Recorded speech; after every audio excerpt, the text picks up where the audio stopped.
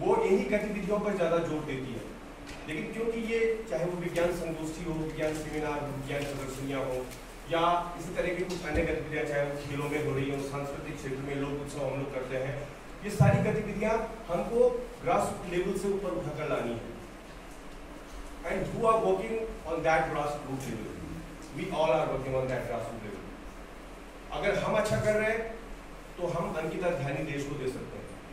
ग्राम मेरोड़ा जयरीखाल प्राथमिक विद्यालय मेरोड़ा से कक्षा 5 पास, राजकीय इंटरमीडिएट कॉलेज मठाली जयरीखाल ब्लॉक, दूरस्थ स्कूल है मठाली, वहाँ से 10वीं और 12वीं पास, और आज पेरिस ओलंपिक में दौड़ के आए।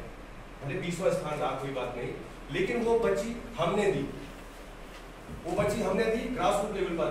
भारत सिंह रावत जी रिटायर हो गए, उनके जो पीटीआई सर थे वो रिटायर हो गए भाई साहब, और उन्होंने हमें सिखाया क्रिकेट खेलना। हमारे बचपन में हम एक ही मोहल्ले में रहते थे। उन्होंने वो बच्ची तैयार की, उनकी प्राइमरी की मैडम रिद्धि सेमवाल, उन मैडम ने उसको बेसिक से तैयार किया। तो हम अगर ग्रास रूट लेवल से बच्चे को ले जा सकते हैं तो हमारे पास ये हीरे हैं जिनको थोड़ा तराशने की बात है। प्यारे बच्चों, मैं हमेशा एक बात कहता हूँ, आप चाहे ऐसी दुर्गम परिस्थिति में रह रहे हैं, आप चाहे आपके परिवार की स्थिति चाहे जैसी हो, आर्थिक स्थिति कैसी है, आप उसको कभी अपनी प्रगति की राह में रुकावट मत बनने देना। आप हीरे हैं, हीरा चमकता है, वो कहीं भी रहेगा, चमकेगा, बस जरूरत होती है उसको तराशने की, और वो तराशने का काम हम करते हैं। के साथ बहुत से सरोकार भी जुड़े हुए हैं, जैसे रोजगार के अवसरों में कमी कुछ इस प्रकार से हो सकती है, क्योंकि एआई कई कार्यों को स्वचालित कर सकता है, जैसे स्वचालित गाड़ियां, एक स्वचालित वाहन।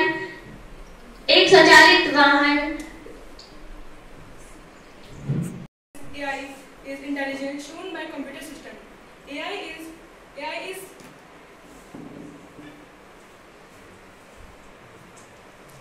enables machines to take action to maximize the chances of achieving predefined goals. AI is used in most of the essential applications of 21st century as search engines like Google, Yahoo, etc. Autonomous vehicles like drones, and ADAS, and self-driving cars, automatic language translation such as Google Translate, Microsoft Translate, and facial recognition. History of AI.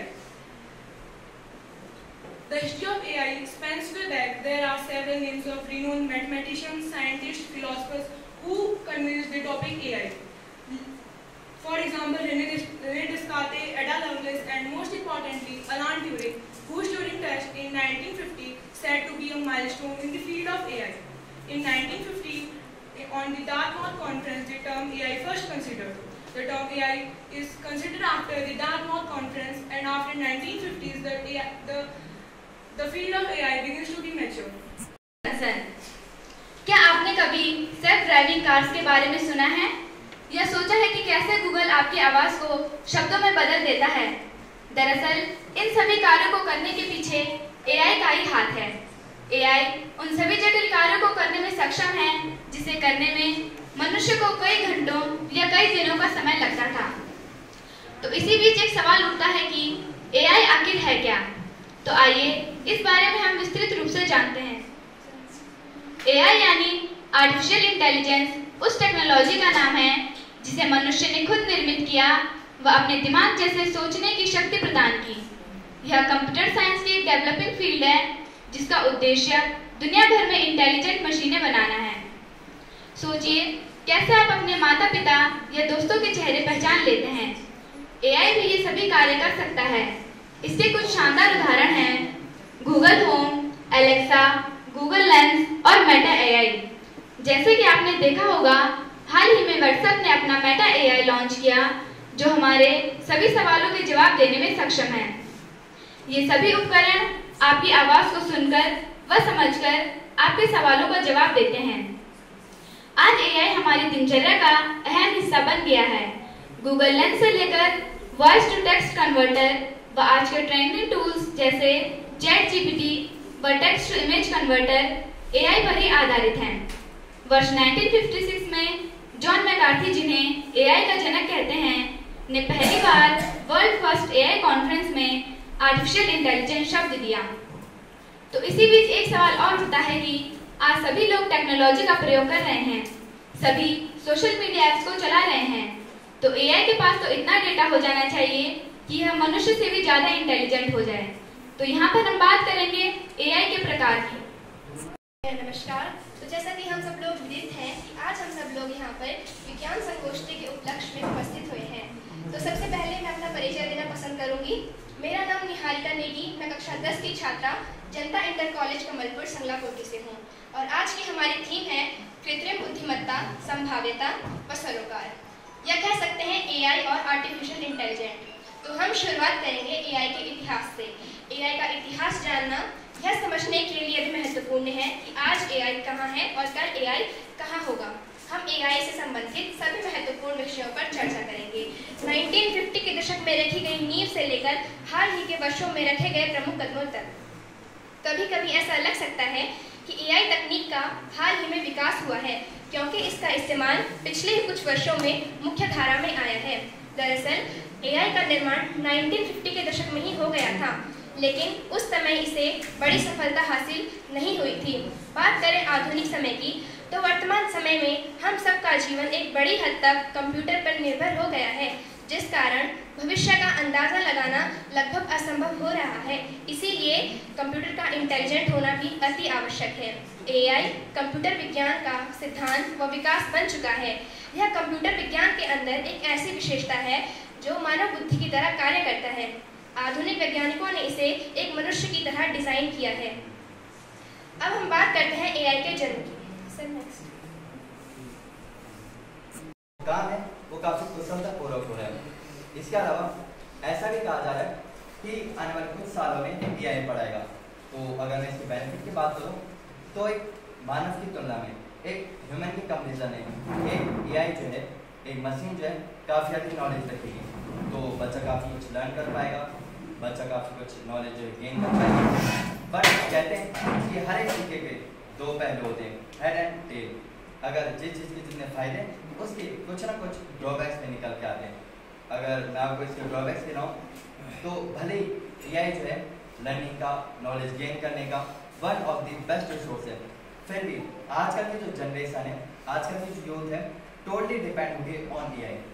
उनका brain जो है उस हिसाब से develop नहीं हो पा रहा जिस हिसाब से डेवलप होना चाहिए। उसके अलावा मैंने कहा था कि एआई ने मैन्युफैक्चर इंडस्ट्री में एक अहम योगदान, एक इम्पॉर्टेंट रोल जो है वो प्ले किया है।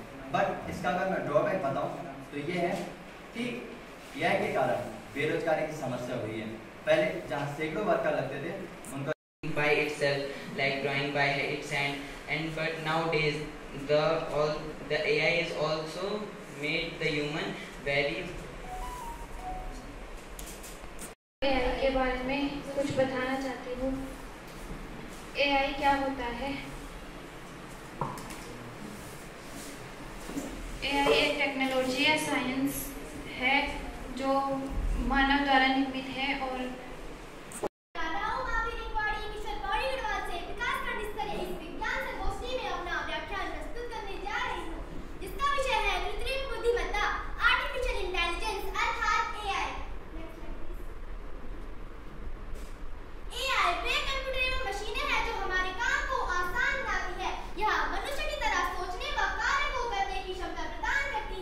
कंप्यूटर को इनपुट या विशेष दिशा निर्देश के रूप में डेटा देकर ऐसा किया जाता है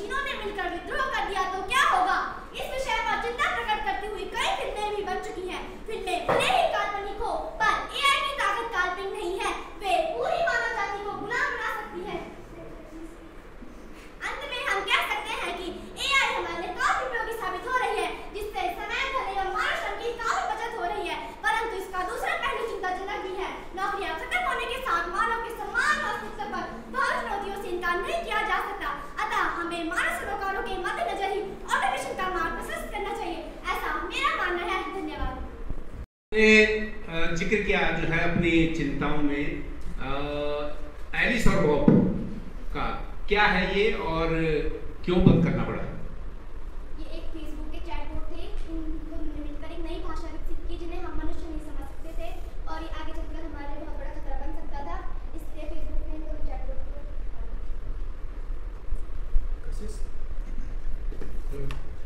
कशिश मेरा क्वेश्चन ये है कि जो ऑटोमेटिक कार्स होती हैं, अभी आपने टेस्ला की बात करी तो उसमें कौन सा सिस्टम यूज़ होता है, जिससे क्या आप बता सकते हो आपकी कौन सा सिस्टम यूज़ होता है ऑटोमेटिक कार में? एडास सिस्टम सुना है ना?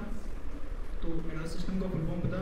कशिश, चंद्रयान 3 के जरिए भारत पहला देश बन गया है चंद्रमा की धरती पे सॉफ्ट लैंडिंग करने वाला। सॉफ्ट आपने बताया भी, तो किस तरह से एआई ने मदद की है चंद्रयान 3? इसके अंदर सॉफ्टवेयर थे, जैसे चंद्रयान 3 के अंदर एक विक्रम लैंडर था, विक्रम लैंडर के अंदर प्रयाग रोवर था, उसके अंदर सॉफ्टवेयर थे। आकार सपनों को देती आकार, चित चिंतन से चिंता हर सपने हो साकार, हो निर्विकार। नमस्कार, मैं कुमारी महक कक्षा 10 राव माँ बिरिंगवाड़ी एंगेसन बॉडी गढ़वा से विकास खंड इस विज्ञान संगोष्ठी में अपना व्याख्यान प्रस्तुत करने जा रही हूँ। सबसे पहले हम बात करते हैं एआई क्या है। एआई का आशय कंप्यूटर या कंप्यूटर द्वारा नियंत्रित रोबोट के ऐसे कार्य करने की क्षमता से है जो आमतौर पर मनुष्य द्वारा बुद्धि और विवेक के आधार पर किए जाते हैं। यद्यपि अभी ऐसी कोई एआई प्रणाली आई नहीं है जो सामान्य मनुष्य द्वारा किए जा सकने वाले विशिष्ट कार्य को पूर्णता से कर सके, लेकिन कुछ एआई प्रणाली मनुष्य द्वारा किए जा सकने वाले विभिन्न कार्य को कर सकने में सक्षम हो सकते हैं। आइए अब हम तालिका के माध्यम से चर्चा करते हैं संभावना एवं सरोकार पर। स्वचालन, स्वचालित प्रणालियों से उत्पादकता में वृद्धि होगी, कम समय में अधिक कार्य होंगे, लागत में कमी आएगी, गुणवत्ता में सुधार होंगे। वही इस दृष्टिपात करते हैं इसके सरोकार पर तो रोजगार में कमी आएगी, मानव कार्यबल की आवश्यकताओं में कमी होगी, सामाजिक असमानता स्थापित होगी। आइए अब हम बात करते हैं स्वास्थ्य सेवा के क्षेत्र में। रोगों की सटीक व शीघ्र पहचान होगी, व्यक्तिगत चिकित्सा और उपचार योजनाओं का विस्तार होगा। वहीं इसके सरोकार को देखते हैं तो डेटा गोपनीयता और सुरक्षा का जोखिम बरकरार रहेगा, गलत निदान एवं उपचार का जोखिम भी बना रहेगा, चिकित्सा क्षेत्रों में कमी आएगी। आइए अब हम बात करते हैं अपने शिक्षा के क्षेत्र में। व्यक्तिगत शिक्षा की दिशा में एआई आधारित टूल्स का उपयोग होगा, शिक्षा में वैश्विक पहुंच और संसाधनों का विस्तार होगा। आइए अब हम बात करते हैं इसकी सरोकार की। डेटा विभाजन असमान होगा, इसके सरोकार पर शिक्षकों की भूमिका में कमी के कारण नैतिक समर्थन में भी कमी होगी। आइए अब हम बात करते हैं व्यापार के क्षेत्र में। निर्णय लेने की प्रक्रिया में सुधार होगा, अनुभव और सेवा का व्यक्तिगतकरण होगा और आपूर्ति श्रृंखला में दक्षता होगी और लागत में कमी आएगी। वही इसके सरोकार को देखते हैं तो एआई पर आधारित निर्भरता और गलत निर्णय लेने का जोखिम बना रहेगा, डेटा गोपनीयता और सुरक्षा का जोखिम भी बरकरार। बुद्धिमत्ता की संभावना और संतुलन का कृत्रिम बुद्धिमत्ता की संभावना और चिंताओं का संतुलन भविष्य की दिशा तय करेगा। एक और एआई हमारी दुनिया को अधिक कुशल और उन्नत बनाता है, वही दूसरी ओर इसके दुरुपयोग से नए प्रकार के साइबर हमले सामने आते हैं। भविष्य में एआई कैसा होगा यह इस पर निर्भर करता है कि आज हम इसे कैसा आकार देते हैं। अंत में चंद पंक्तियों के साथ मैं अपनी वाणी को विराम देना चाहूंगी। कृत्रिम बुद्धिमत्ता की कहानी नव युग की निशानी, विकास की ओर बढ़ती एक नई जिंदगानी, ज्ञान की